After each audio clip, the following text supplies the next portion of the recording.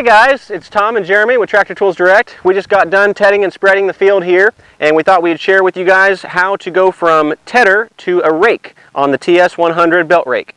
So Jeremy's going to take basically the hay stop arm off and then position it to where it's going to be out enough to where we're going to create the right size windrow that we are looking for here. And you can always manipulate that closer and further away depending on the size of windrow that you're looking for to basically be perfect for your specific baler. And then I am going to go ahead and move this right wheel down to where it's even and level with the left wheel. And that's about as easy as it gets. So you can watch us do it, and then we're going to go ahead and get started with raking this field and getting ready for baling.